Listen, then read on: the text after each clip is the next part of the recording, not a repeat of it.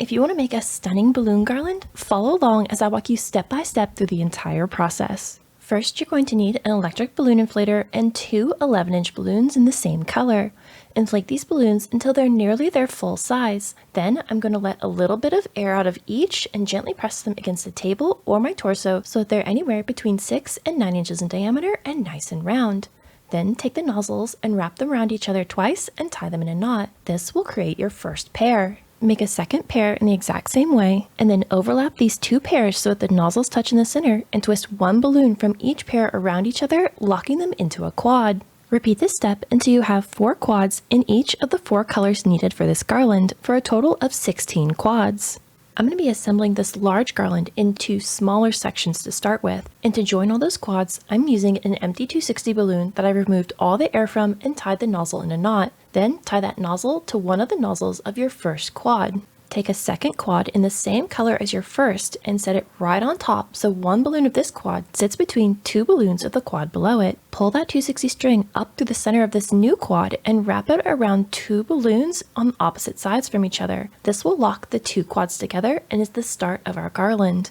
Take a quad in a different color, set it on top of the previous one, pull the 260 up to the center, and wrap it around 2 of the balloons. Repeat this process so that you have 2 quads of the same color right next to each other before switching to the next color. Always pull an even tension on that 260 as you add quads, and then once you have the 8th quad attached, take the remaining 260 tail and tie it to one of the nozzles of that final quad. I repeated these steps to make a second small garland for easy transportation. If you enjoy my teaching style, join me April 7th for a live online class. We'll be taking a deep dive into graduation designs, building 3 designs that day, and I'll walk you through the entire process on how to build those 3 projects and how to sell them.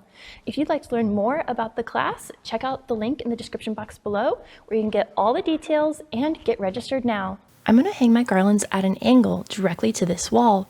The first one I'm going to angle on this right hand side, and then I'm going to overlap the second one just a little bit to make it nice and thick in the center. Right where I've held up my garland, that's where I'm going to be placing my 260 supports.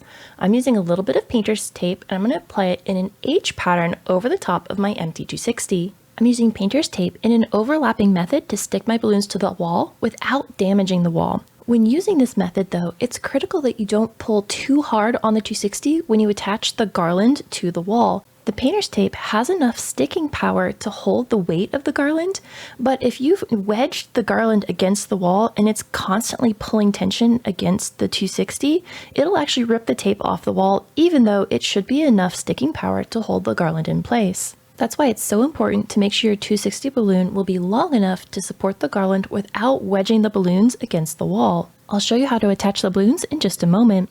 Now I'm going to hold the balloons up where I want them on the wall and use that as a guide for my placement of all my 260 strings. Once I have all 4 in place, it's time to hang the garlands. I'm going to take the tail ends of my 260 and tie them together in a knot, creating one large loop. This should be enough length to get over the top of one of my 11-inch balloons that's inflated between 6 and 8 inches in diameter. If this isn't long enough and is pulling too hard on your tape, you can off-center the 260 under the tape so you have one long end and one short end.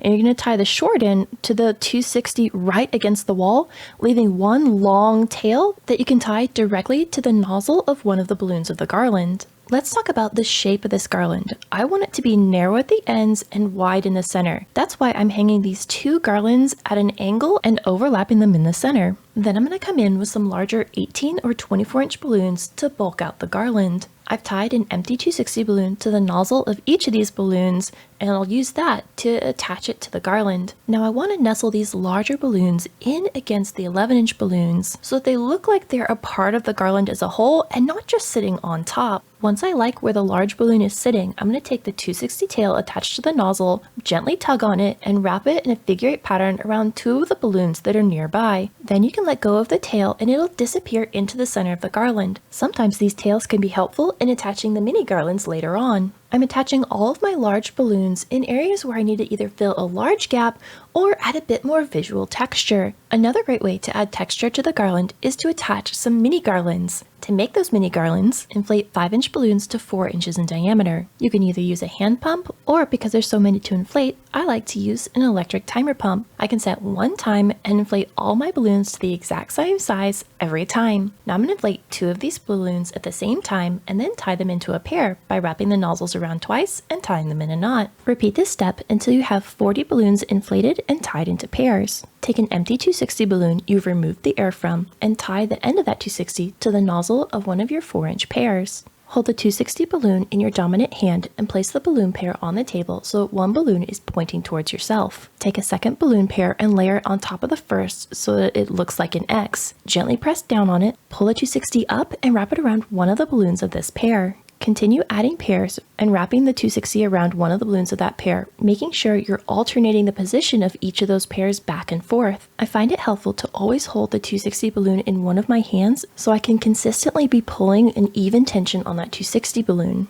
By tying together 40 of these 4-inch balloons, it'll give me a mini garland that's about 2.5 feet in length, which I think is a good size for this garland. But know that you can add as many pairs as you would like to make them shorter or longer. Once the last pair has been attached, take the remaining 260 tail and tie it in a knot to one of the nozzles of that final pair. Don't trim any excess 260 balloon off, as we'll use that 260 tail to attach the mini garland to the wall. I repeated this process so I had one mini garland in each of my 4 colors. I attached each mini garland on top of a cluster of balloons that are already in the garland of the same color. The beauty of the mini garland is that you can bend it around into beautiful shapes and curves, so it gives you nice leading lines on your garland. Take the end of the mini garland that had the remaining 260 tail on it and nestle it between a couple of the balloons of the garland. Then stretch the 260 and either wrap it around 2 balloons in a figure 8 or tie it directly to one of the nozzles of a balloon right next to it. Weave the mini garland around the larger balloons of the garland so it's a pleasing curving shape. Secure the other end of the mini garland in place by either tying on a 260 to the last balloon of the mini garland and then wrapping that around 1 or 2 balloons of the garland behind it, or you can tie one of the nozzles of that final balloon of the mini garland to a nozzle that's already in the garland if your balloons have really stretchy nozzles, or keep an eye out for any of those 260 tails that was left over after attaching the large balloons and use that to secure the end of the mini garland. Attaching both ends of the mini garland to the larger garland should be enough to hold the design in place, but if you're trying to make the mini garland curve in a particularly complex way, or to curve up the underside of the garland, you may need to attach it in an extra spot. If you enjoyed this project, you should check out this one. And until the next time, remember, stay creative, everybody.